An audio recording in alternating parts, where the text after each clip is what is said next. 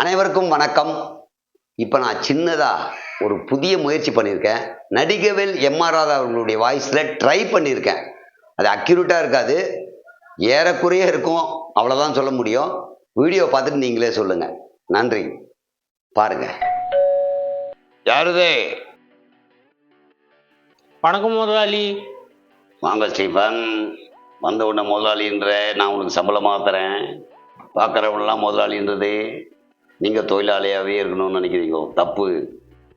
இந்த நாட்டில் நீங்களும் முதலாளின்றதை மறந்துட்டீங்கோ. எது நான் முதலாளியா? என்ன சொல்றீங்க முதலாளி? ஆமாம் ஸ்டீஃபன், இந்த நாட்டில் இருக்கிற ஒவ்வொருத்தரும் முதலாளி.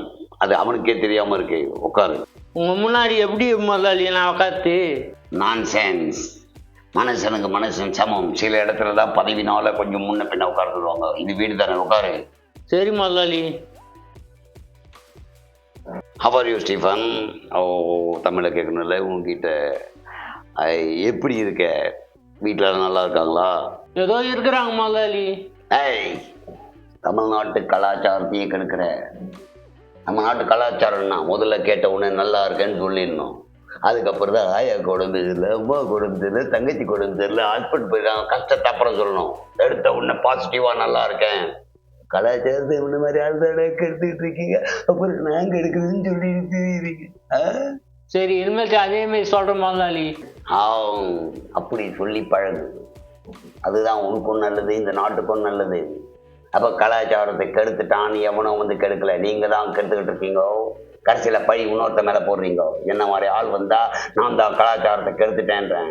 நான் அந்நிய நாட்டுக்கு போனேன், வந்து அங்கே இருக்கிறத இங்கே வந்து செஞ்சு வருது. உங்களுக்கு இல்லைன்னு கலாச்சார சீர்கேடு வந்துதான் சொல்றீங்க. நான் கெடுக்கலை, நீங்கள் கெட்டு போயிட்டு என் மேலே பழிய போடுறீங்க. அப்படியா முதலாளி? நான்சென்ஸ். வந்த உடனே சொன்னல என்ன முதலாளி சொல்லாதேன்ட்டு. மூச்சுக்கு 3 தடவை முதலாளி முதலாளி முதலாளின்ற. நீ முதலாளின்றதை முதல்ல உணர்ந்து பார். ஏங்க விளையாடாதீங்க, நான் முதலாளி கிடையாது. உங்ககிட்ட இதே தொல்லையா போச்சு. ஒவ்வொன்றுத்துக்கும் விளக்கம் சொல்லி சொல்லியே எல்லாம் நாசமாக போச்சு. முதலாளி யாரு, தொழிலாளி யாரு? முதல்ல அந்த டிஃபரன்சியேஷன் உங்களுக்கு தெரியுமா? சம்பளம் கொடுக்கணும் முதலாளி, வாங்குறோம் தொழிலாளி. இப்போதான் நீ பாயிண்ட் வந்திருக்க. சம்பளம் கொடுக்குறவன் முதலாளி, வாங்குறவன் தொழிலாளினா இந்த நாட்டில் யார் யாரெல்லாம் தொழிலாளி உனக்கு தெரியுமா? எனக்கு தெரியலங்க. தெரியலங்கன்னு சொல்ற வெக்கமாலே உனக்கு தெரிஞ்சுக்கணும். இந்த நாட்டில் யார் தொழிலாளின்றதை முதல்ல தெரிஞ்சுக்கணும். நீ யார் யாருக்கு சம்பளம் தரன்றது தெரிஞ்சுக்கணும். இந்தியாவில் மொத்தம் 24 மாநிலம் இருந்துச்சு. மாநிலத்தை டெவலப் பண்ணுகிறாருன்னா மாநிலத்தை 2 டெவலப் பண்ணி 28 மாநிலம்ன்றாங்க.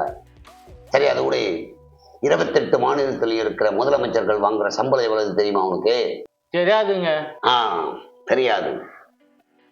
இது நீங்கள் என்ன நியூஸ் பார்க்குறீங்க? அவன் பொண்டாட்டி இவன் இதுன்னு போயிட்டா, இவன் பொண்டாட்டி அவன் இது போய், இதெல்லாம் அறிவுதா படிப்பீங்க. நாட்டு நிலவரத்தை படிக்கிறது இல்லை, கடைசியில் தெரியாது சொல்லி ஓட்டா போட்டு யார் யாரையும் உட்கார வச்சு நாட்டை குட்டிச்சவரை ஆகிட்டு. இப்போ சொல்ல கேட்டுக்கோ.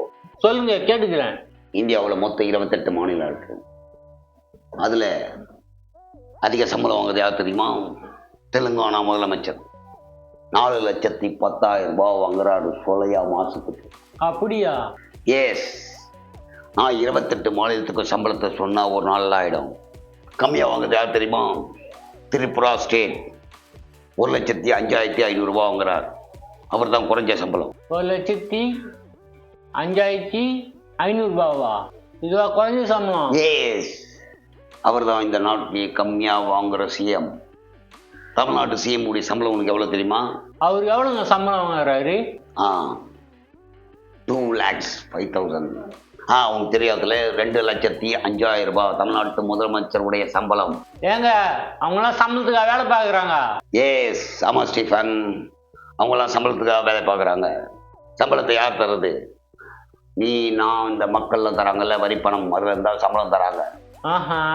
அது மட்டும் இல்லை, எம்எல்ஏக்கு சம்பளம் இருக்கு, எம்பிக்கு இருக்கு, பிரதம மந்திரிக்கு இருக்கு, ஜனாதிபதிக்கு இருக்கு. இவ்வளவு பேருக்கும் சம்பளத்தை நம்மளை மாதிரி பொதுமக்களுடைய வரி பணத்தில் தான் கொடுத்துட்டு இருக்காங்க. அது எவ்வளோ தெரியுமா?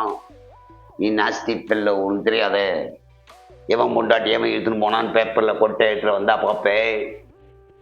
நாட்டு நிலவரத்தை பாருங்கடான்னா பக்கத்து வீட்டு பிரச்சனையை பார்த்து பார்த்து பார்த்து சீரஞ்சி சின்ன பையனம் ஆகிட்டு இருக்கீங்க. சொல்ற கேட்டுக்கோ. சொல்லுங்க முதலாளி, கேட்டுக்கிறேன். இப்போ தானே முதலாளி சொல்லாதன்னு நீ திருப்பி அதையே சொல்கிற. நான் சொல்ல கேட்டுக்கோ. பிரதம மந்திரி நாட்டினுடைய பிரதமர் 2,80,000 ரூபாய் மாத வருமானம்.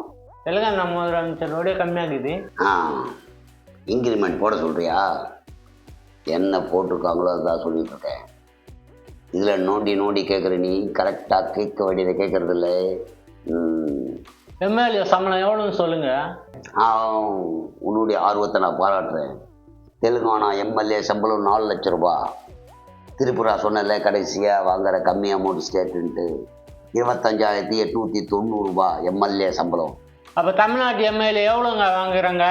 தமிழ்நாட்டு எம்எல்ஏ ஒரு எம்எல்ஏ உடைய சம்பளம் 1,13,000 ரூபாய். ஏங்க அவங்க எல்லாருக்கும் நம்ம தான் சம்பளம் தரோமா? எஸ், நாட்டு மக்கள் தான் சம்பளம் தராங்க. நம்ம நாட்டுடைய ஜனாதிபதி பிரசிடென்ட் எவ்வளோ சம்பளம் தெரியுமா? 5 lakhs. வைஸ் பிரசிடென்ட்டுக்கு துணை ஜனாதிபதி ₹1 கம்மி பண்ணிட்டாங்க. சில்லித்தனமாக யோசிக்காத. 4 லட்சம் ரூபாய். அவருக்கு 5, இவருக்கு 4. எங்க அது மாசமாக கொடுத்துனுக்குறாங்க. ஏஸ், மாதம் சம்பளம் கொடுத்து நம்ம வேலைக்கு வேலை வச்சிருக்கு. இந்த நாடு அப்படிதான் போயிட்டு இருக்குடா. இது தெரியாம நீ பேசிட்டு யாருங்க எவ்வளோங்க வாங்குறாங்க? சொல்கிறேன். கவர்னர், மீன்ஸ் ஆளுநர் 3,50,000 ரூபாய் மாத சம்பளம். இது 3,50,000மா? எஸ். அது மட்டும் இல்லை, எம்பி பாராளுமன்ற உறுப்பினர் மாத சம்பளம் 1 lakh, 1 லட்சம் ரூபாய். ஏங்க இவனால எனக்கு தெரியாதுங்க. தெரியாதுன்னு சொல்றதுல உனக்கு பெருமை. இதுக்கு யாருமே சொல்லங்க. அதனால தான் நீ பார்க்குறவங்களாம் வணக்கம் முதலாளி, வாங்க முதலாளி, போங்க முதலாளின்னு சொன்னேன். தெரிஞ்சுக்கணும் நீ இதெல்லாம். சிபிஐ டிஜிபி சம்பளம் எவ்வளோ தெரியுமா? 2,25,000 ரூபாய் பர் மந்த் சேலரி. மாதம் இவ்வளோ சம்பளம் போதா? ஏன் வாயை போலக்கிற? நம்ம ஒன்று சும்மா தரல, நமக்காக வேலை பார்க்குறாங்க, அதுக்கு கொடுக்குற சம்பளம் தான் இது. புரியுதா? வேற யாருக்கு எவ்வளோங்க சம்பளம் தர்றாங்க? உனக்கு அப்பப்போ ஆர்வம் வருது. ஆர்டிஓ ஆஃபீஸருக்கு 80,000 ரூபாய், ஐஏஎஸ் ஆஃபீஸருக்கு 56,100 ரூபாயில் ஸ்டார்டிங் ஜாயின் பண்ணும்போது ரிட்டையர்மெண்ட்குள்ளே 2,50,000 ரூபாய் மாத சம்பளம் வாங்குறாங்க. புரியுதா? இன்னும் இது ஒரு வேலை வந்தால் சேர்த்து விடுங்க. High nonsense. ஒன்று படித்து வரணும், இல்லை மக்கள் செல்வாக்கு இருக்கிறவங்க தான் அந்த பதவியில் இருக்க முடியும். உன்ன மாதிரி இருக்கிறவங்கெல்லாம் போய் ஜாயின் பண்ண முடியாது. மக்கள் செல்வாக்கு இருக்கா உனக்கு? உங்கள் வீட்லேயே உனக்கு ஓட்டு போட மாட்டாங்க. படிச்சிருக்கே, அதுவும் கிடையாது. நாட்டில் ஆசைப்படுறது மட்டும் அதிகமாக இருக்குது. ஆனால் எந்த வேலையும் பார்க்க மாட்டேங்குது. நிறைய சம்பளம் மட்டும் கொடுக்கணும். அதனால தான் நாடு பின்தங்கி போயிட்டுருக்கு. அவங்கெல்லாம் சம்பளம் வாங்கிட்டு நமக்காக வேலை பார்க்குறாங்க. நீ முதலாளின்னு சொன்ன, நீயும் போயிட்டு இந்த மாதிரி வேலைக்காரனா சேரணும்னு ஆசைப்படுறிய.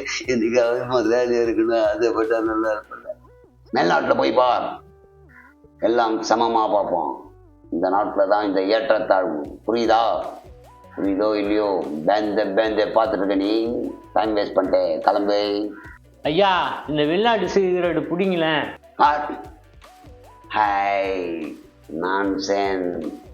சிகரெட்டு பிடிச்சி பழக்கமாயிடுச்சு. இந்த நாட்டில் சிகரெட் பிடிச்சா உடம்பு கெடுதுன்னு விளம்பரம் பார்த்தேன். பிடிக்கூடாதுன்னு பார்த்தா சாக் பீஸ் வச்சுருக்கேன். இதையும் சிகரெட்டுன்ற, ஃபாரின் சிகரெட்டுன்ற, இந்திய சாக் பீஸ். இது கூட தெரியாமலாம் நாட்டை நீ எல்லாம் இப்படி உயர்த்த போகிறேன். கிளம்பு, டைம் இல்லை எனக்கு.